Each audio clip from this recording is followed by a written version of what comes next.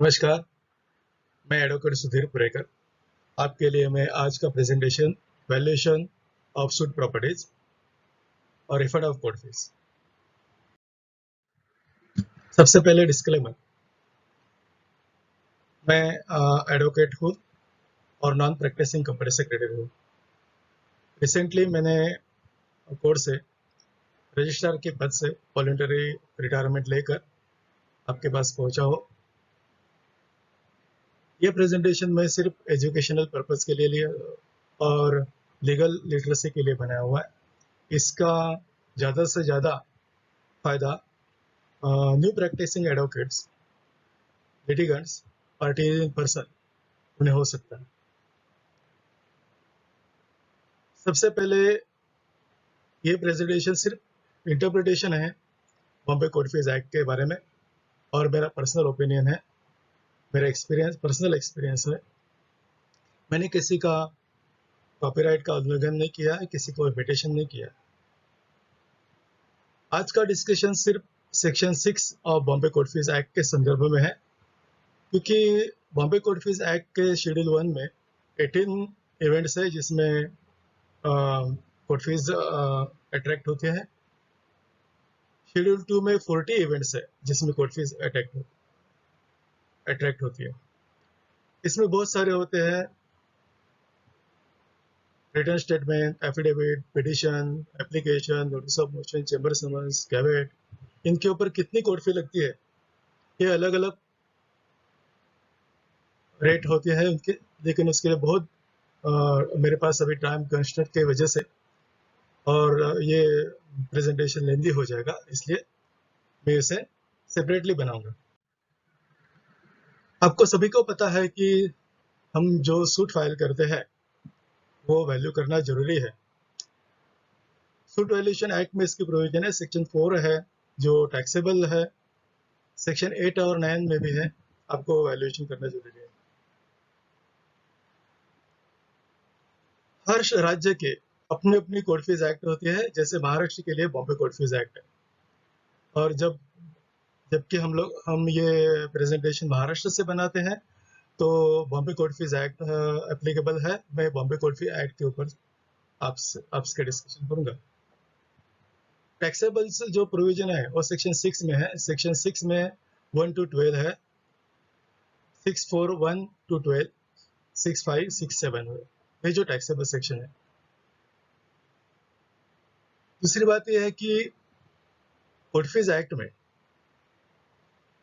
कुछ section of society जैसे SC, ST, DT, etcetera, जहां पर ऑलमोस्ट 400 to 500 जो कास्ट जिसमें शेड्यूल किया है एक्ट में, उनको रेमिशन है।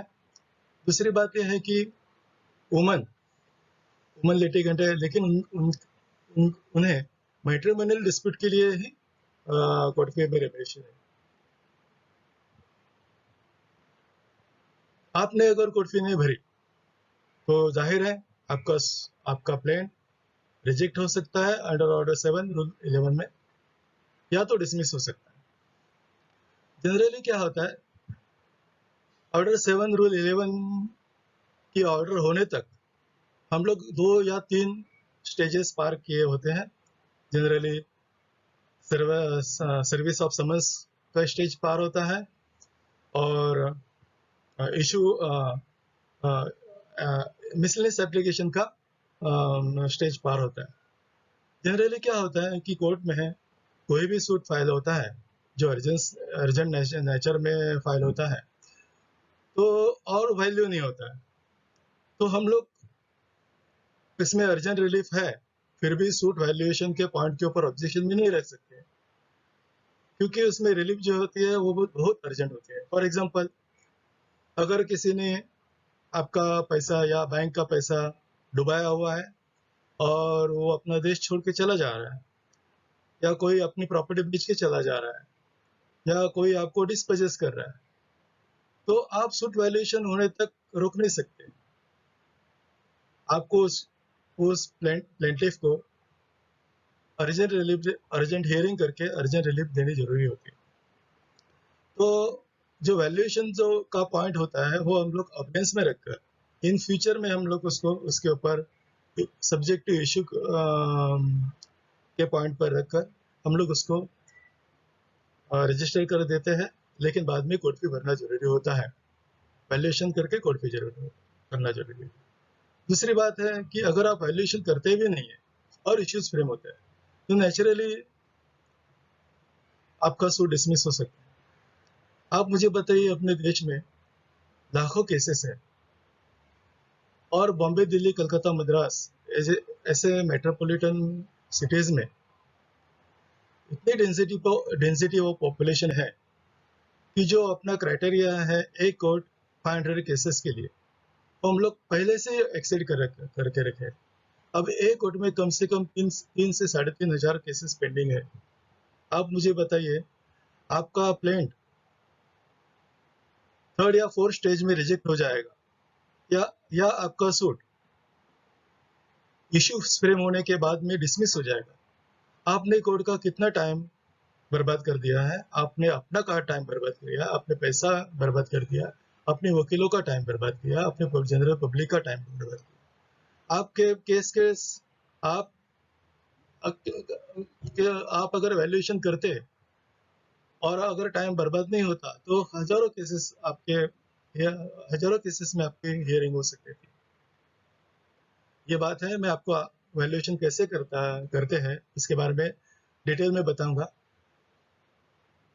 मैं मेरा ये भी कहना है कि कोर्ट फी है ये रेवेन्यू टू द गवर्नमेंट नहीं है।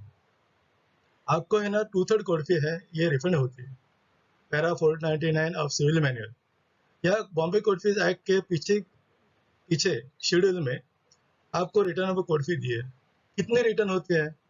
तो generally suit dismiss in default, suit withdrawn, suit suit on admission, expertise summary suit, इसमें 3/4 कोर्ट फी रिफंड होती है। दूसरी बात यह है कि अगर सूट प्लेंट इश्यूज फ्रेम होने के पहले विड्रॉ होते हैं तो 3/4 रिफंड आपको रिफंड मिलती है। आपका केस अगर कंसेंट टर्म में होता है या बाय वे ऑफ सेटलमेंट होता है तो उसको हाफ कोर्ट फी होती है। ये हो गई टैक्सेबल, ये आपको रिफंड मिलती है। इसमें हम लोग कोर्ट फी सर्टिफिकेट इश्यू करते हैं रिफंड का, लेकिन जो बाकी बची हुई 1/3 कोर्ट फी है वो आपको बिल ऑफ कॉस्ट में मिलती है, आप डिफेंडेंट से वसूल करते हैं उसको। तो 2/3 आपको रिफंड सर्टिफिकेट मिलता है, 1/3 आपको डिफेंडेंट से मिलती है। तो आपकी कोर्ट फी जनरली नेचुरली आपको कोर्ट फी पूरी की पूरी मिल जाती है रिटर्न में। तो आपको उसको सूट वैल्यूएशन करने में कोई भी तकलीफ नहीं होनी चाहिए। सबसे पहले मैंने बताया था कि बॉम्बे कोर्ट फीस एक्ट में सेक्शन 6 है, ये टैक्सेबल है। सेक्शन 6(1) में अगर आप सूट फाइल करते हैं मनी रिकवरी के लिए, तो आपको फुल मनी मॉनेटरी वैल्यू के ऊपर जो कोर्ट फी है टेबल ऑफ कोर्ट फी के अनुसार जनरली वो 4 to 5% होती है। 100 रुपए के पीछे 4 या 5 रुपया होता है, लेकिन जैसे जैसे वो स्लैब बढ़ते चला जाएगा वो उसके हिसाब से कोर्ट फी आपकी कम होती जाएगी या प्रोपोर्शनेटली बढ़ती जाएगी। लेकिन मैंने मैंने एक अलग से वीडियो बनाया हुआ है कि आपको सूट कैसे फाइल करें। और आपको पता है सूट फाइल करते समय आप कॉज ऑफ एक्शन के ऊपर और रिलीफ के ऊपर सूट फाइल करते हैं। तो आपके रिलीफ जो है, for example right title interest है, पोजीशन है, तो वो शैल बी, ये जो रिलीफ है वो shall be express in terms of money. तो मॉनेटरी रिलीफ होनी चाहिए। तो मॉनेटरी रिलीफ होती है तो आप अलग अलग मॉनेटरी रिलीफ मांगते हैं तो आपको सेपरेट कोर्ट फी भरनी पड़ती है सेक्शन 18 के अनुसार। फॉर एग्जांपल अगर आप समरी सूट फाइल करते हैं और एक बिल आपका मार्च का है, आप उसके ऊपर इंटरेस्ट सेपरेट क्लेम कर रहे हैं और आज के तरह के ऊपर 100 रुपए के ऊपर मार्च से 30 रुपए ऐड होके 130 हो गया है। और दूसरा बिल अगर आपका है जून का, वो आप 100 रुपए का बिल इंटरेस्ट ऐड करके 110 हो गया। तो नेचुरली 130 के लिए अलग कोर्ट फी भरनी पड़ती है, 110 के लिए अलग कोर्ट फी। ये है सेपरेट और मल्टीफेरियस रिलीफ होती है आपकी। क्यों ये सेपरेट और मल्टीफेरियस रिलीफ होती है? क्योंकि आपका ये जो बिल आपने जो बिल इशू किया है वो सेपरेट परचेस ऑर्डर के बेसिस के ऊपर इशू किया। इसकी वजह से आपकी जो रिलीफ है ये सेपरेट रिलीफ हो गई। लेकिन समरी सूट ऑर्डर 37 रूल 2 में ये भी प्रोविजन है कि आप अगर ये दोनों दोनों बिल आप लिक्विडेट करते हैं तो आपको सिर्फ liquidated balance due and payable के ऊपर कोर्ट फी भरनी जरूरी है। लेकिन आप कब लिक्विडेट कर सकते हैं? अगर अगर ये दोनों बिल आपके सिंगल परचेस ऑर्डर के ऊपर है, यानी कि single purchase order constitute a single cause of action, क्योंकि आपने इसको लिक्विडेट कर दिया। ऐसे ही अगर आप बैलेंस ड्यू एंड पेएबल के ऊपर सूट फाइल करते हैं तो आपको सिर्फ बैलेंस ड्यू एंड पेएबल के ऊपर सूट कोर्ट फी भरनी पड़ती है। जैसे रिकवरी ऑफ मनी सूट, जो शॉर्ट कॉज मनी सूट हम लोग कहते हैं उसे। सेक्शन 662 में मेंटेनेंस एंड पीरियडिकल एन्युटी के ऊपर कितनी कोर्ट फी होती है? मेंटेनेंस के ऊपर है एनुअल मेंटेनेंस वैल्यू, इसके ऊपर जो कोर्ट फी आती है वो। और पीरियडिकल एन्युटीज के लिए आप 10 टाइम्स ऑफ एन्युटी, और ये 10 टाइम्स ऑफ एन्युटी के ऊपर जो कोर्ट फी है वो।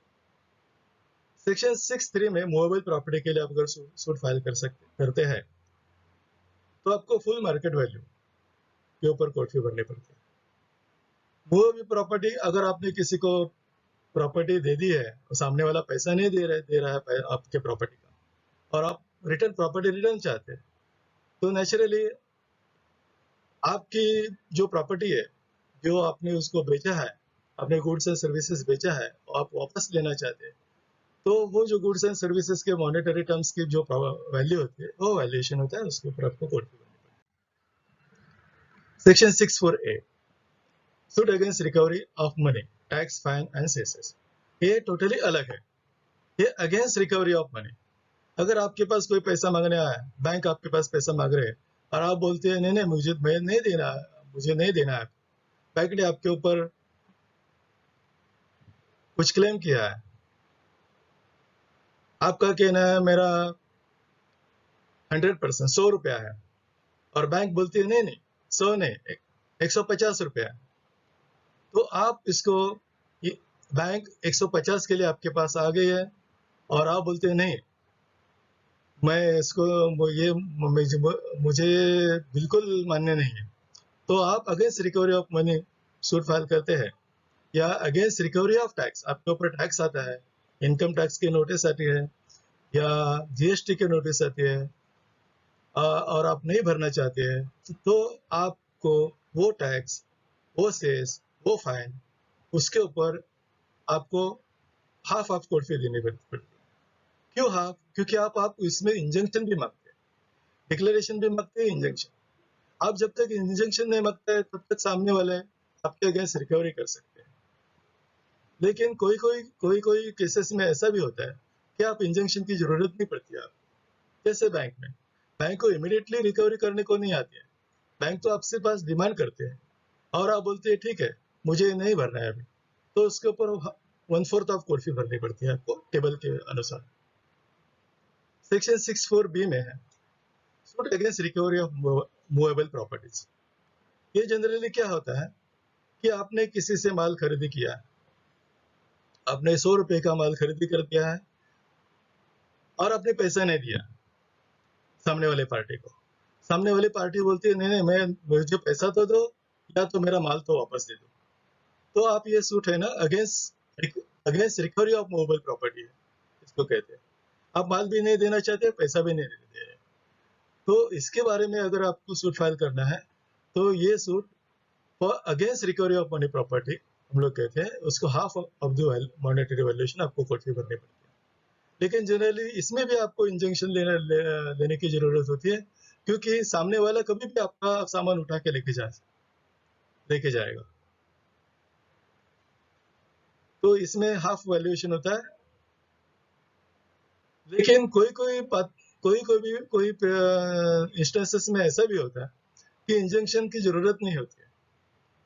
से फॉर एग्जांपल आपका प्लांट एंड मशीनरी शुरू है, तो सामने वाला तो अभी तो आपका बिल्डिंग में आपके लैंड के अंदर जो प्लांट एंड मशीनरी इंस्टॉल किया, अभी तो उखाड़ के नहीं लेके जा सकता है आपकी मशीनरी, तो उसमें आपको इंजेक्शन की जरूरत नहीं होती।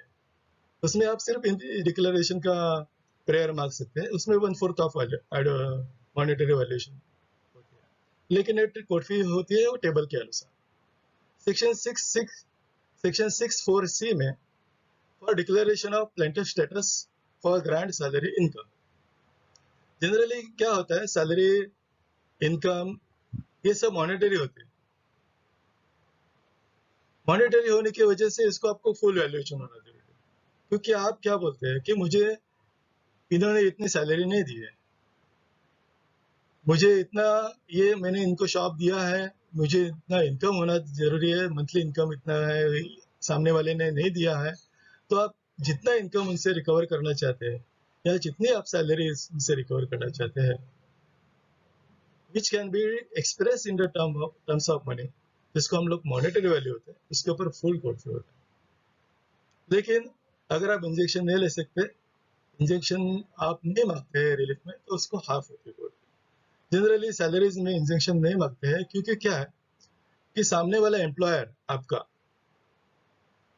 आप उनसे सैलरी मांग रहे हैं, एम्प्लॉयर को आप इंजेक्शन की रिलीफ क्या मांगेंगे, क्योंकि सैलरी तो आपको मिलनी चाहिए। दूसरी बात है, आपने आपका शॉप किसी को दे दिया है चलाने के लिए, आपको इनकम नहीं दे रहा है, आप अगर उनको बोलेंगे नहीं ठीक है आप चाहो शॉप में इंजेक्शन देंगे, शॉप मत चलाइए, तो आपको इनकम कैसे हो जाएगी। तो ऐसे ऐसी बातों में आपको इंजेक्शन की जरूरत नहीं होती है, वहां पर आपको हाफ कोड फी भरनी। सेक्शन 6(4)(d) यह है ना बहुत बड़ा जटिल, और इसमें बहुत हमारे झगड़े हो जाते हैं। मैंने आपको कहा था कि मैं रजिस्ट्रार था कोर्ट में, मेरे पास सूट एडमिशन और वैल्यूएशन के लिए आते थे, बहुत ही प्रॉब्लम होते थे। लोगों को डिक्लेरेशन और इंजंक्शन यही पता होता है, लेकिन declaration of right title interest होता है ये पता नहीं होता है। Declaration of right title interest ये टोटली अलग पार्ट होता है, और सिंपल डिक्लेरेशन होता है वो बहुत टोटली अलग पार्ट होता है। Declaration of right title interest में क्या होता है, फॉर एग्जांपल मैं दो आपको एग्जांपल बता, आपकी प्रॉपर्टी है, आपके पिताजी की प्रॉपर्टी है, और आप उसमें रहते हैं, पिताजी गुजर गए, आपके 4 भाई है, लेकिन प्रॉपर्टी का टाइटल किसके किसके नाम पर है, वो है पिताजी के नाम पर, लेकिन आप अपना हक चाहते हैं इसमें, इसमें टाइटल तो आपके नाम पर नहीं है लेकिन आपका पोजीशन है, करेक्ट। तो आपको उसको टाइटल के लिए सूट फाइल करना चाहते हैं, आपके 4 भाइयों के खिलाफ आपको सूट फाइल करना चाहते हैं, तो नेचुरली आपको 1/5 ऑफ कोर्ट फी उसको उसमें भरनी जरूरी होती है, क्योंकि आप 1/5 शेयर मांग रहे हो उसमें। जनरली 1/5 शेयर इसलिए क्योंकि आप उसमें ऑलरेडी पोजीशन है। इस केस में आप अगर पोजीशन में है तो आपको हाफ ऑफ दी टेबल भरनी पड़ती है आपके शेयर के अनुसार, क्योंकि आप उसमें सिर्फ टाइटल मांग रहे हैं। नहीं ठीक है, मेरा भी टाइटल है मेरे पिताजी के या मेरे एंसेस्ट्रल प्रॉपर्टी के ऊपर, आप उसमें सिर्फ राइट टाइटल इंटरेस्ट मांग रहे हैं क्योंकि आपका पोजीशन है, तो उसमें हाफ कोर्ट फी होती है।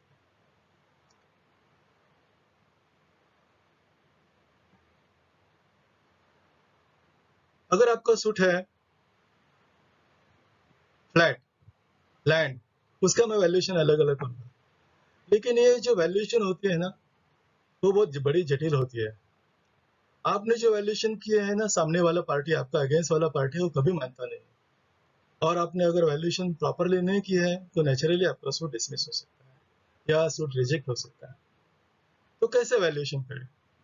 जनरली वैल्यूएशन हम लोग रेडी रिकॉर्ड के बेसिस के ऊपर करते हैं। क्यों रेडी रिकॉर्ड के बेसिस के ऊपर होता है? क्योंकि वो for the purpose of stamp duty हो, और उसमें गवर्नमेंट, हर स्टेट गवर्नमेंट अपना अपना सर्कुलर या अपना अपना नोटिफिकेशन या अपना अपना गवर्नमेंट रेजोल्यूशन इशू करता है।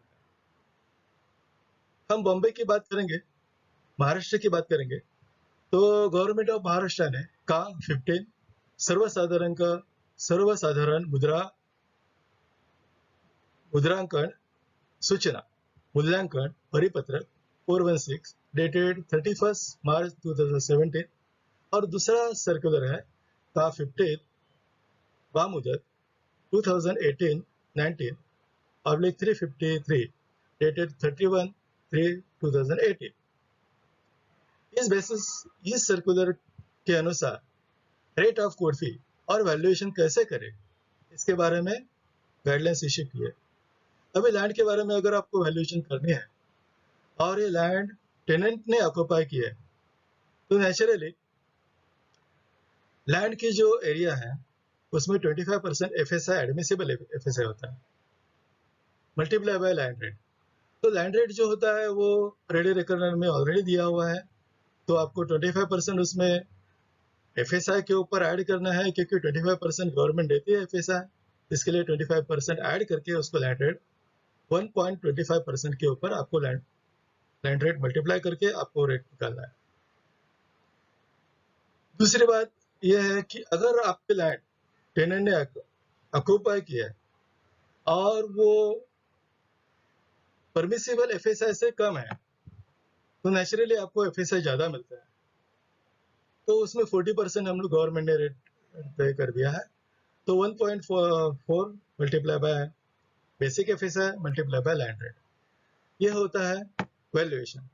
लेकिन ये कोर्ट फी के लिए नहीं, कोर्ट फी हम लोग इस बेसिस के ऊपर हम लोग एक्सेप्ट करते हैं, इस बेसिस के ऊपर हम लोग कोर्ट फी इसलिए एक्सेप्ट करते हैं क्योंकि ये गवर्नमेंट ने इसके वैल्यूएशन के बारे में मार्गदर्शक सूचना दी है। तीसरा पॉइंट है वैल्यूएशन का ओपन लैंड का। मैंने उसके लिए सेक्शन 6(5) में दिया है कैसे ओपन लैंड का वैल्यूएशन करें, अब मैं उसके बारे में आगे आपको बताऊंगा। दूसरा बात है कि आप TDR बॉम्बे जैसे बॉम्बे दिल्ली कलकत्ता मद्रास जैसे एरिया में आपको TDR मिलता है, तो बॉम्बे में प्रॉपर बॉम्बे में जिसको हम लोग ग्रेटर बॉम्बे करते हैं वहां पर 2017, 18, 19, 20 में 25% लोड था, इसके लिए land rate multiply bye 25%, 25 times, तो 1.25 लैंड एरिया होता है मल्टीप्लाई बाय लैंड रेट होता है। दूसरी बात, एज अ कॉमन पर्सन हम लोग अगर वैल्यूएशन करते हैं और नया फ्लैट है तो naturally built up area multiply by the land and construction rate, तो लैंड का रेट जनरली अलग होता है और कंस्ट्रक्शन का रेट अलग होता है, और आपको रेडी रिकनर में टोटल एरिया होता है, टोटल रेट होता है। रेडी रिकनर टोटल रेट के होने की वजह से आपको total rate minus land rate अगर करेंगे तो आपको कंस्ट्रक्शन रेट मिलती है उसमें। तो जनरली रेडी रिकनर में न्यू फ्लैट का वैल्यूएशन करते समय आपको total rate multiply bye 1 time of built up area लेना जरूरी है। बिल्टअप एरिया बॉम्बे में कैसा है, जहां पर MOFA Maharashtra apartment ownership act के अंदर में अगर आपने फ्लैट परचेस किया हुआ है तो उस समय में मोफा का रेट था कारपेट और बिल्डअप रेशियो था 1.2, तो अगर आपका कारपेट है 400 तो नेचुरली आपका बिल्टअप एरिया रहेगा 480, तो 480 multiply by the ready रिकनर rate मतलब लैंड एंड कंस्ट्रक्शन कॉस्ट। लेकिन अगर आपका एग्रीमेंट रेरा के अंदर है, रेरा तो 2019 के बाद में हम लोग इम्प्लीमेंट किया करना शुरू किया, तो 2019 के आगे 2019 के आगे जो आपका सूट वैल्यूएशन है तो 1.1 टाइम्स होता है, क्योंकि रेरा में आपको ज्यादा कारपेट मिलता है एग्रीमेंट में और उसका लोड है 1.1। तो जैसे मैंने 1.2 के बेसिस के ऊपर आपको ओल्ड मोफा की वजह मोफा में वैल्यूएशन करके आपको बताया, वैसे 1.1 multiply by the land and construction rate.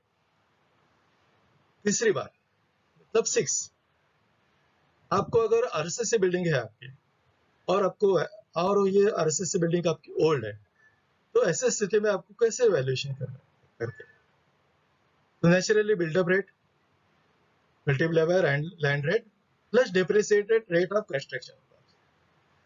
हम लोग 100 टाइम्स ऑफ लैंड रेट इसलिए लेता है क्योंकि लैंड रेट में कोई भी डिप्रिशिएशन नहीं होता है। लेकिन जैसे जैसे आपकी बिल्डिंग आरसीसी स्ट्रक्चर आपका ओल्ड होते जाएगा, वैसे वैसे आपका कंस्ट्रक्शन रेट है वो डिप्रिशिएटेड होते जाएगा, मतलब कम होते जाएगा। तो 2 साल तक अगर आपकी बिल्डिंग है तो नेचुरली डिप्रिशिएटेड रेट 100% होता है, क्योंकि उसमें ज्यादा डिप्रिशिएशन नहीं है। 2 साल में नया बिल्डिंग है। लेकिन 2 से 5, 2 साल से ऊपर और 5 साल के नीचे अगर बिल्डिंग है तो 5% आपका डिप्रिशिएशन माइनस होके डिप्रिशिएटेड कंस्ट्रक्शन कॉस्ट होता है 95%।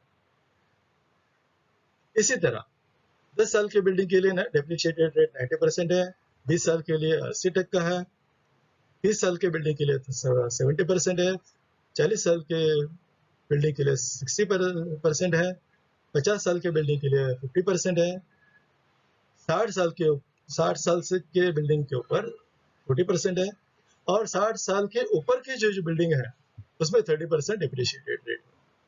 तो नेचुरली आपको पता चला होगा कि अगर ओल्ड आरसीसी बिल्डिंग का आप वैल्यूएशन करना चाहते हैं तो आपको land cost plus depreciated rate multiply by building area लेना जरूरी है।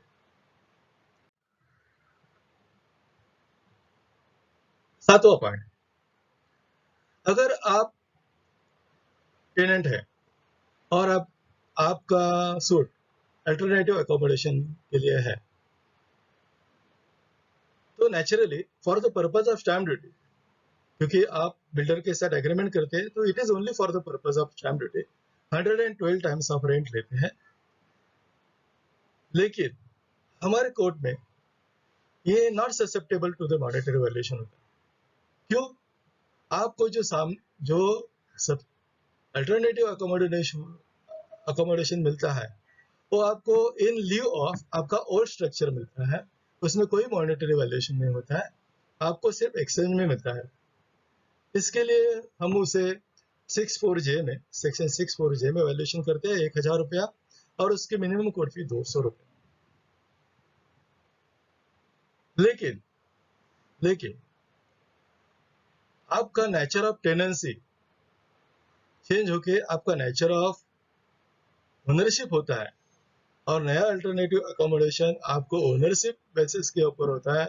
तो naturally according to the law आपका right title interest totally change होता है, क्योंकि आप टेनेंसी से छोड़ के आप ओनर बन जाते हैं। लेकिन for the purpose of court fee हम लोग उसको 150 टाइप ऑफ रेंट देते हैं, क्योंकि आपका उसका वैल्यूएशन ओल्ड ओनर के साथ रेंट वैल्यूएशन था, तो 150 टाइम ऑफ रेंट लेते हैं। हालांकि आपका नया बिल्डिंग या नया अल्टरनेटिव अकोमोडेशन आपका करोड़ रुपए का भी बनेगा, लेकिन आपका जो ओरिजिनल राइट था वो रेंट बेसिस के ऊपर होता है, तो हम लोग रेंट बेसिस के ऊपर। इसके पहले की स्लाइड में से अगर प्रॉपर्टी गवर्नमेंट की है और आपने उसके ऊपर अपना स्ट्रक्चर बना दिया, तो नेचुरली उसका लैंड ओनर है गवर्नमेंट, और लेकिन स्ट्रक्चर तो आपका है। तो जनरली लैंड का वैल्यूएशन कैसे हो सकता है, क्योंकि गवर्नमेंट आपने अनैतिराज का कब्जा करके रखा है, लेकिन स्ट्रक्चर आपका है। लेकिन ऐसे केसेस में इसका वैल्यूएशन 100 टाइम्स ऑफ रेंट होता है जो आप गवर्नमेंट को भरते हैं लैंड के लिए, और कंस्ट्रक्शन का आपका कंस्ट्रक्शन कॉस्ट है। तो कंस्ट्रक्शन कॉस्ट का मैंने इसके पहले के स्लाइड में बताया हुआ है, आप जरा जरूर देख लीजिए, क्योंकि वो 2017, 18, 19 का रेट है। अभी 20 में उसका रेट चेंज हो जाएगा, लेकिन कंस्ट्रक्शन कॉस्ट उसके अनुसार आप पर स्क्वायर फीट ले सकते हैं। अगला टैक्सेबल इवेंट है वो सेक्शन 64E में होता है, for declaration of easement. Generally easement में कोई भी राइट टाइटल नहीं होता है, लेकिन क्या होता है कि आपके प्लॉट के आगे सामने वाले ने अपनी बिल्डिंग बांध के रखी है और आपका आने जाने का रास्ता बंद करके रखा है, तो क्या आप कहाँ से जा सकते हैं? राइट ऑफ वे आपका बंद हो चुका है, राइट ऑफ एयर भी आपका बंद हो चुका है। उसका वैल्यूएशन की जरूरत नहीं होती है, क्योंकि हम लोग उसके 64J में हम लोग वैल्यूएशन करते हैं। लेकिन जनरली ऐसा होता है कि अगर आपका लैंड के ऊपर से आपका एक्सेस है सामने वाले के लैंड के ऊपर से, लेकिन आप उसके लैंड की ओनरशिप नहीं मांग रहे, तो कैसे वैल्यूएशन होता है? क्योंकि लैंड की आप अगर सामने वाले के लैंड की आप ओनरशिप मांगेंगे तो naturally valuation in terms of नहीं होता है। लेकिन अब अभी इसमें कैसे वैल्यूएशन कर सकते हैं? तो जनरली असेसमेंट वैल्यूएशन होता है कि जो आपका एरिया उन्होंने कवर करके रखा है उसका 100 टाइम्स ऑफ असेसमेंट, ये हो गया वैल्यूएशन। लेकिन इन्वेंटरी राइट है इसके लिए 1/4 इन बॉम्बे म्युनिसिपल कॉर्पोरेशन लिमिट, तो 1/4 के ऊपर जो वैल्यूएशन होता है उसको आपको कोठी भरनी जरूरी है। 64A 64F, ये suit for declaration of status without monetary relief. अब स्टेटस क्या होता है? जनरली क्या होता है कि लिविंग डिक्लेरेशन होता है। जनरली कोई 7 साल से ऊपर कोई अपस्कॉन्डिंग है, कोई मिल रहा नहीं, कोई निकल गया है, कोई मिसिंग है।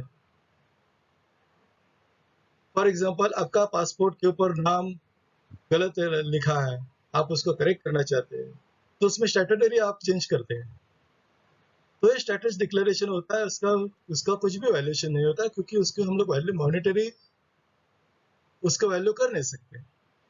तो उसका वैल्यूएशन होता है, मिनिमम वैल्यूएशन होता है 1000 रुपया और उसका मिनिमम कोड होता है 200 रुपया। 64G, इसके अंदर हम लोग suit for declaration of charge on property, ये भी बहुत बड़ा कठिन वैल्यूएशन होता है क्योंकि जनरली लोग इसमें वैल्यूएशन करना नहीं चाहते हैं, क्योंकि चार्ज, मॉर्गेज, लीन, ये सब होता है, ये प्रूव करने के लिए कि जुडिशियल हियरिंग की जरूरत होती है और जनरली इसमें आर्गुमेंट होता है, इसमें बहुत सारे प्रॉब्लम होते हैं। लेकिन आपको चार्ज वैल्यूएशन करना इसलिए जरूरी होता है क्योंकि अगर आपने आपका फ्लैट किसी को दे दिया है अगेंस्ट पेमेंट ऑफ मनी, तो नेचुरली आप एक किसी को 10 लाख रुपए देना है और आप बोलते हैं ठीक है मैं उसको 1 साल के बाद में दूंगा, तब तक ये मेरा फ्लैट है आपके पास रखे मतलब पोजीशन नहीं, टाइटल उस, तो इसके ऊपर आपका चार्ज है। जनरली कंपनियां होती है और अपने एसेट्स के ऊपर चार्ज क्रिएट करती है 126 of companies act, old companies act में, और ऐसे चार्ज और उसके ऊपर डिपॉजिट्स लेते हैं पब्लिक से। तो ऐसे जो चार्ज होता है, ये चार्जेस जो मैंडेटरी टर्म्स में एक्सप्रेस होते हैं उसको आपको फुल मैंडेटरी होना जरूरी है क्योंकि उसका अगर आप पोजीशन चाहते हैं, लेकिन आप उसका पोजीशन नहीं चाहते, लेकिन आपकी पोजीशन आपके पास है, तो उसके ऊपर हाफ वैल्यूएशन होना चाहिए। 64H, ये जो होता है पीरियडिकल रिटर्न। अभी पीरियडिकल रिटर्न में क्या होता है कि आपने अपनी दुकान किसी को चलाने के लिए दी है, 5 साल के लिए, 2 साल के लिए, 3 साल के लिए, लेकिन वो रिटर्न नहीं दे रहा है, तो क्या करें? इसके लिए क्या होता है कि आपको उसको कम से कम एनुअल रिटर्न के ऊपर आपको सूट वैल्यूएशन करना जरूरी होता है। एनुअल पीरियडिकल रिटर्न मतलब मंथली अगर 100 रुपया है तो 1200 रुपए के ऊपर आपको सूट वैल्यूएशन करके उसके ऊपर कोर्ट फी भरनी जरूरी है।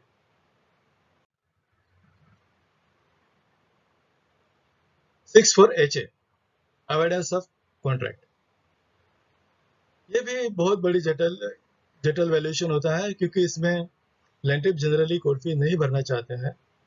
हम प्लेंटिफ का कहना होता है कि मैं तो स्पेसिफिक परफॉर्मेंस ऑफ एग्रीमेंट के ऊपर नहीं चाहता हूँ, मैं इसको नाकारता हूँ, मैं इसको अवॉइड करना चाहता हूँ। लेकिन value for the purpose of court fee, आप कोई भी कॉन्ट्रैक्ट किया है किसी के साथ में और आप बोलते हैं मुझे कॉन्ट्रैक्ट मान्य नहीं है, I am not accepting this contract, तो उसके ऊपर आपको हाफ कोर्ट फी भरनी जरूरी है, जो कॉन्ट्रैक्ट की वैल्यू होती है उसको हम लोग अवॉइडेंस ऑफ कॉन्ट्रैक्ट बोलते हैं, 64HN। उसी तरह में अवॉइडेंस ऑफ एक्विजिशन होता है। अवॉइडेंस ऑफ एक्विजिशन में भी यही होता है कि कोई आपके सामने से आपके प्रॉपर्टी एक्वायर करने के लिए आता है, आप कहाँ बोलते हैं नहीं मैं आप मेरी प्रॉपर्टी एक्वायर नहीं कर सकते, तो उसको आपको हाफ ऑफ द वैल्यूएशन करना जरूरी है। 6(4)(I) suit for account. Generally ये पार्टनरशिप सूट में होता है, इसलिए क्योंकि पार्टनर्स में आप आपस में डिस्प्यूट होता है। पार्टनर्स बोलते हैं कि नहीं, आपको मुझे चलाने नहीं देनी है। कोई पार्टनर रिटायर होता है, लेकिन रिटायर होने की टर्म्स होती है, टर्म्स एंड कंडीशन में कोई पार्टनर रिटायर नहीं होता है फिजिकली। कोई पार्टनर का डेथ होता है, कोई पार्टनर नया आता है। ऐसे स्थिति में क्या होता है, एग्रीड पार्टी पार्टनरशिप से सूट फॉर अकाउंट फाइल करती है, या कोई भी जनरल जनरल प्रेवलेंस में आप कोई भी आप अगर अकाउंट के लिए सूट फाइल करते हैं, तो उसका वैल्यूएशन आज की तारीख में होना बहुत मुश्किल होता है। आपको कुछ भी पता नहीं होता उसमें अकाउंट क्या है, इसलिए वो ये जो वैल्यूएशन है होते हैं वो not susceptible to the monetary valuation होते हैं। इसके लिए उसकी मिनिमम कोड फी है, मिनिमम वैल्यूएशन 1000 रुपीज है और उसके मिनिमम कोड फी है 200 रुपया। 6(4)(I) suit for declaration which are not susceptible to the monetary valuation. I am sorry, ये 6(4)(J) है, मैं इसको करेक्शन कर देता हूँ, ये 6(4)(J) है। तो 6(4)(J) है वो अपना non susceptible to the monetary valuation है, वो सूट फॉर डिक्लेरेशन और इंजेक्शन होता है। Suit for declaration of injection का मतलब होता है कि आप उसमें कोई भी मॉनेटरी रिलीफ नहीं मांगते, आप ना पोजीशन मांगते, ना आप उसमें राइट टाइटल इंटरेस्ट डिक्लेरेशन मांगते हैं। तो ऐसे स्थिति में ये सूट सिर्फ डिक्लेरेशन होता है और इंजेक्शन के लिए होता है। Generally section a specific relief act में होते हैं, suit for declaration and injection, और ऑर्डर 39 ऑफ सीपीसी में होता है, फॉर अर्जेंट रिलीफ होता है इंजेक्शन के लिए। तो उसमें वैल्यूएशन होना बहुत मुश्किल होता है, वैल्यूएशन मॉनेटरी टर्म्स में नहीं कर सकते हैं, तो 6(4)(J) में उसका वैल्यूएशन होता है। इसके आगे मेरी स्लाइड, इसके पहले की स्लाइड तो आगे चली गई, मैं आगे आया हूँ 6.5 और 6.7 के बारे में। 6.5 और 6.7 में ऐसा है, जैसे 6(4)(D) में हमने वैल्यूएशन किया है, वही 6.5 और 6.7 में। 6.5 और 6.7 में कैसे होता है कि for declaration of, for possession of land, for share in property. तो फॉर पोजीशन ऑफ लैंड इसलिए होता है, आपका टाइटल होता है उसमें, लेकिन आपका पोजीशन नहीं होता है। फॉर एग्जांपल, आपकी गांव में प्रॉपर्टी है और बॉम्बे में रहते हैं। गांव की प्रॉपर्टी में कोई आके घुस गया है और आप उसमें ओनर है, टाइटल ओनर, आपके पास पूरे कागजात है टाइटल के, लेकिन पोजीशन नहीं। तो ऐसे स्थिति में क्या करेंगे, आपको सूट फाइल करना जरूरी है, आपके पास टाइटल है लेकिन आपको पोजीशन नहीं। तो पोजीशन के लिए अगर आप सूट फाइल करते हैं तो नेचुरली वैल्यूएशन ऑफ मनी होता है, लेकिन ऐसी स्थिति में आपका कोई किसी ने जगह पर कब्जा करके रखा है, आपने उसको बेचा नहीं है, उसमें कुछ भी मॉनेटरी वैल्यूएशन नहीं, तो आपको 100 टाइम्स ऑफ आपको असेसमेंट करने की जरूरत है। अगली अभी अभी की स्लाइड में हम जाएंगे, ये 6.4.6.8 में है। 6.8 में हम लोग जो सूट फाइल करते हैं वो suit for interest of assignee in land.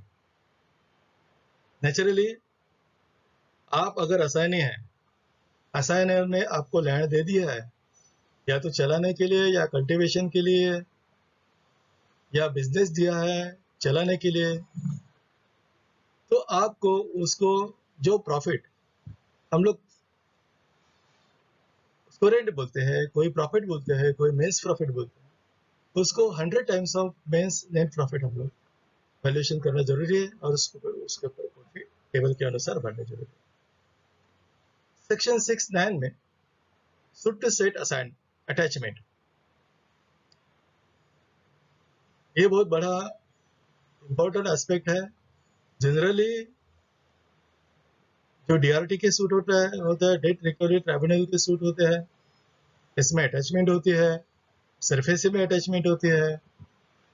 Generally अगर टैक्स रिकवरी है आप और आपने टैक्स नहीं भरा है तो ये भी आपके ऊपर अटैच में आती है कि जो रिकवरी होती है तो government recovery as if the recovery of land revenue करती है। तो टैक्स की रिकवरी अगर एज इफ लैंड रिकवरी होती है तो नेचुरली आपकी प्रॉपर्टी अटैच हो सकती है। बीआरटी की अगर होती है सरफेसी में रिकवरी तो नेचुरली इसमें अटैचमेंट इश्यू होता है मेट्रोपॉलिटन मैजिस्ट्रेट की हेल्प से। और ऐसे सूट अगर आप इसके खिलाफ अगर आप सूट करना चाहते हैं अटैचमेंट के खिलाफ तो नेचुरली जो आपकी वैल्यूएशन है वो फुल वैल्यूएशन होती है फुल अटैचमेंट के ऊपर फुल रिकवर के अगेंस्ट में। उसके आगे 610 में सूट टू रिडीम और फोरक्लोज मॉर्गेज। आपने आपका फ्लैट आपकी प्रॉपर्टी मॉर्गेज करके रखी है, सामने वाली बैंक आपको मॉर्गेज अलाउ नहीं कर रही है, कुछ टर्म्स एंड कंडीशन दिखाते हैं, फोरक्लोज नहीं करना चाहते हैं, बैंक बोलती है कि नहीं 100% से प्रिंसिपल और 100% आपका इंटरेस्ट हो गया, आप 50% ही इंटरेस्ट देना चाहते हैं फोरक्लोजर में, क्या कर सकते हैं आप उसके लिए सूट फाइल करते हैं। तो उसमें आपका जो प्रिंसिपल ड्यूज आज की तारीख में पेंडिंग है फोरक्लोजर के लिए, फोरक्लोजर सर्टिफिकेट बनाने के लिए जो आपने लास्ट ड्यू प्रिंसिपल ड्यूज आपने फाइंड आउट किया है बैंक से उसके ऊपर आपको कोर्ट फी भरनी चाहिए। उसके आगे वाला 611 suit for specific performance of contract और मॉर्गेज। इसमें भी आपको फुल कोर्ट फी भरनी जरूरी होती है। Full court fee on full valuation. जो कॉन्ट्रैक्ट में वैल्यूएशन है, कॉन्ट्रैक्ट में जो प्राइस है स्पेसिफिक परफॉर्मेंस की या स्पेसिफिक मॉर्गेज की, उसमें आपको कोर्ट फी भरने जरूरी है। Suit between landlord and tenant, ये है जनरली स्मॉल कॉजेस कोर्ट में होता है केसेस। 612 में ये suit declaration of tenant, declaration of owner, declaration of rent जैसे RAD, RAE and R, eviction application, ये आपको एनुअलिटी के ऊपर वैल्यूएशन होना जरूरी है। उसके आगे ऐसा है कि शेड्यूल 1 में सीरियल नंबर 2 में प्रोविजन है अगर सूट अंडर सेक्शन 6 आप फाइल करते हैं स्पेसिफिक परफॉर्मेंस में स्पेसिफिक रिलीफ एक्ट में तो आपको उसमें half of the court fee होनी चाहिए। सेक्शन 6 का जो आपको पता है सेक्शन 6 है फॉर एडवर्स पोजीशन है, आपका प्रॉपर्टी किसी ने लेके रखा है और आप उसके ऊपर 6 महीने के अंदर आप उसको पोजीशन चाहते हैं तो आपको वो ये सेक्शन 6 का सूट फाइल करने के लिए आपको हाफ कोर्ट पे करना। तो ये हो गया वैल्यूएशन। मैंने आपको ये कहा था कि जनरली वैल्यूएशन करने की क्यों जरूरत होती है, क्यों अगर आपका सूट रिजेक्ट हो जाएगा ऑर्डर 7 रूल 11 या डिसमिस हो जाएगा इश्यू के बाद तो नेचुरली आपको जो रिलीफ मिलने वाली थी नहीं मिलेगी, आपको अलग से सूट फाइल करना पड़ेगा।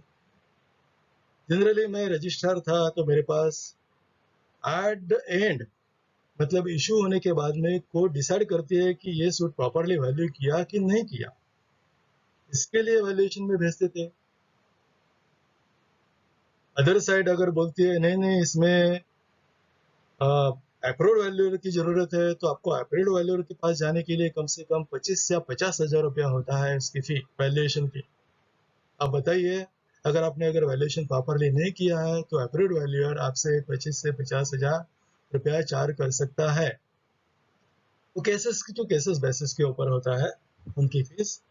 लेकिन मेरे पास जो आते थे मेरे पास हियरिंग हो जाती थी वैल्यूएशन के बारे में, उसमें भी आर्ग्यूमेंट होता था, काउंटर आर्ग्यूमेंट होता था, उसमें भी चैलेंज होता था। लेकिन एज ए रजिस्ट्रार मैं ड्यूटी बाउंड था, मुझे तो सेक्शन 6 और गवर्नमेंट के वैल्यूएशन के ऊपर जो मैंने आपको बताया, रेडी रिकॉर्डर के बेसिस के ऊपर मुझे वैल्यूएशन करना जरूरी होता था। तो मेरा ये जो वीडियो है, जो मैंने totally purely ready recorder basis के ऊपर दिया है, तैयार किया हुआ है, और जो गवर्नमेंट ऑफ महाराष्ट्र ने जो परिपत्रक इशू किया है, 2 परिपत्रक इशू किया है, वो जो लॉफुल है, वो कोर्ट भी उसको एक्सेप्ट करती है। जनरली मेरा वैल्यूएशन कोर्ट रिजेक्ट नहीं करती थी, और उसमें कोई चैलेंज नहीं होता। चैलेंज भी होता था तो कोर्ट उसमें मेरा वैल्यूएशन एक्सेप्ट करती थी। मुझे लगता है कि मैं अपने वॉलंटरी रिटायरमेंट लेने के बाद में मैं अपनी इंफॉर्मेशन, मेरा एक्सपीरियंस आपको शेयर कर रहा हूँ, वो अगर मैं सर्विस में होता तो नहीं शेयर कर सकता था। अगर ये आपको वीडियो अच्छा लगे और आपको कुछ ना कुछ उसके बारे में आपको फायदा हो सकता है, तो मैं ये सोचूंगा, मैंने अर्ली वॉलंटरी रिटायरमेंट लेकर प्रैक्टिस शुरू की, और कंपनी सेक्रेटरी प्रैक्टिस छोड़कर मैंने वकीलात की प्रैक्टिस शुरू की, ताकि आपके पास ज़्यादा से ज़्यादा पहुंच सकूं, आपको लीगल लिटरेसी करूं, लीगल अवेयरनेस करूं, आपको उसका फायदा हो सकता है, तभी मेरी वॉलंटरी रिटायरमेंट सफल हो सकती है। आप मेरे इस वीडियो को आप लाइक करिए, नेचुरली मुझे इंस्पिरेशन मिल सकता है, मैं ज़्यादा से ज़्यादा वीडियो बनाऊंगा। मैं अलग तरह के कैसे कैसे सूट फाइल होते हैं, कमर्शियल कोर्ट सूट्स कैसे फाइल होते हैं, समरी सूट कैसे फाइल होते हैं, एग्जीक्यूशन एप्लीकेशन कैसे फाइल करते हैं, एग्जीक्यूशन कैसे करते हैं। जनरली प्रॉपर्टी का एग्जीक्यूशन होता है, लेकिन इंजेक्शन का एग्जीक्यूशन नहीं होता है। तो मैं अलग अलग वीडियो करूंगा, आपको उसका बहुत फायदा हो सकता है। Thank you. आप मुझे फीडबैक करिए cspurekar@gmail.com के ऊपर। Thank you Sudhir Purekar. आपका आपको आपकी रजा लेता हूँ। Thank you very much. Thank you for watching.